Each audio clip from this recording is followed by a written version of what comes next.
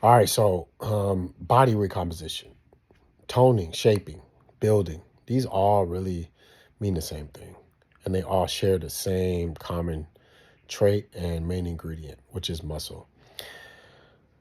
I don't think people understand what goes into those processes because you'll see and you'll hear a lot of people who associate toning and shaping with weight loss number goals. They are scale watchers. They watch the scale like a hawk, and they're really not related. Yes, you need to weigh less, but you need to weigh less in a specific type of weight, and that's fat tissue. But you need to weigh more in a certain type of weight, which is muscle tissue. I know what you're thinking, like, what? I need to gain? Like gaining weight is part of being toned and and shapely? Yes. Yes. And this is why you need to stop being obsessed with that scale. If you want to be shapely and toned, you need to stop basing what you see on the scale or connecting what you see on the scale to that goal. It is not a direct correlation of it. And if you're a person who has higher body fat, but you have low muscle mass, you need to gain more muscle weight. And that is going to affect how the scale looks. But you need to be focused on the right scoreboard. A lot of you are paying attention to the wrong scoreboard. So that means you might gain some muscle tissue if you're doing things right. And I'm going to go into that. But if you're trying to be toned, you need to gain more muscle tissue weight. And most of the time, people who I've worked with who have these goals, when they come to me and I work with them, they are very low in muscle mass. And this is why they don't look like they want to look like off the bat. But eventually, that muscle weight needs to increase. So you can't just be a weight loss minded driven person. You've got to increase your muscle weight. But if you don't understand or have the answers to these questions that I'm about to ask you, there's a problem. First thing, do you know how many calories you need? Do you know how much protein you should be eating? How much carbohydrates you should be eating? How much fats?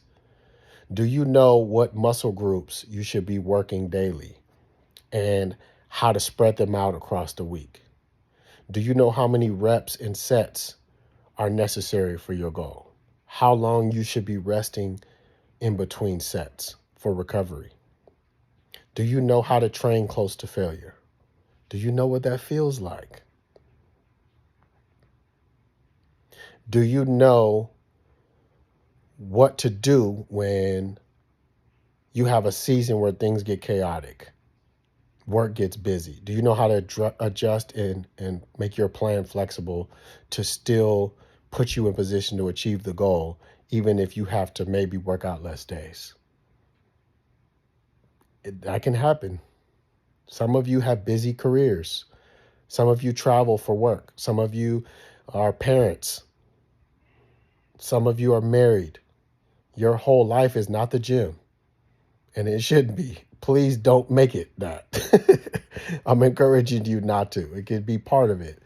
But what I'm getting at is a lot of people have clear goals. I want to get toned. I want to be more shapely. I want to build my body. But they lack a clear plan on how to do it. They lack clear direction and action steps on how to get there. And they lack the depth in their plan. That's why I mentioned things that have nothing to do with diet and exercise.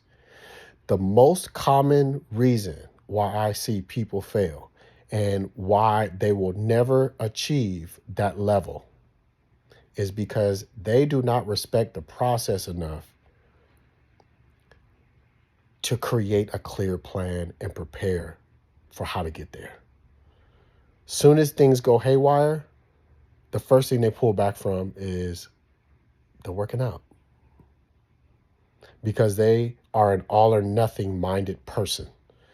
If it does not work this way that I'm doing, which is really you guessing, improvising, winging it as you go, which is not a plan, I'm going to quit and I'm going to wait till things get better or easier in my life, and then I'll start again, which that is not an unwise mindset, because that is not how life works. We know that there's going to be something else that happens later. Where you should be invested in is, can your plan survive it? And if it can't, it's not a good strategy. So you need to be more invested in that. It's great that you have passionate goals, but respect the grind, because people who are toned, people who are shapely, people who are built and have built their bodies, they've survived chaotic seasons. Not because they're more willpower, but because they had smarter plans. So you need to be asking yourself these questions, because you have to be prepared for when it happens. And when you're not prepared, all chaos is going to break loose.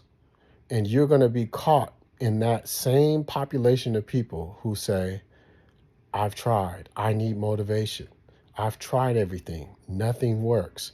Those people all have the same issues in common. They just don't know it. So really, it's an ego thing.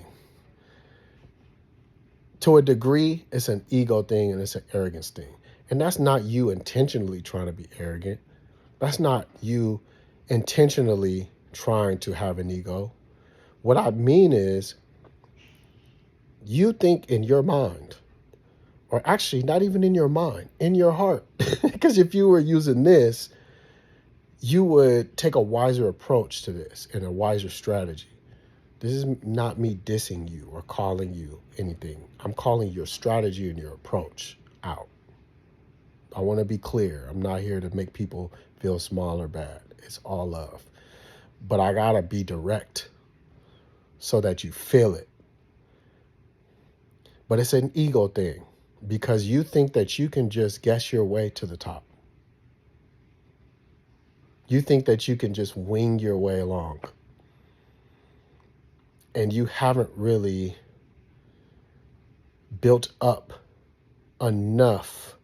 Like, you can be enamored by what someone looks like, but that doesn't mean you respect what went into what they look like. People who respect that have enough respect to create a plan and a strategy. The other day, this is not me who said this, so don't go replying to my stories and inboxing me about what I said, because I'm not a politics guy. I don't talk about it on any of my pages, but I'm just making a direct correlation. I heard someone say,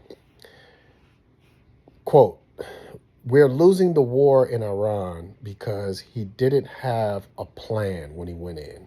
He didn't have a plan to begin, and he didn't have a plan to how he would pull out." I thought it was telling, because it makes me think of people who wake up every day who are going to war.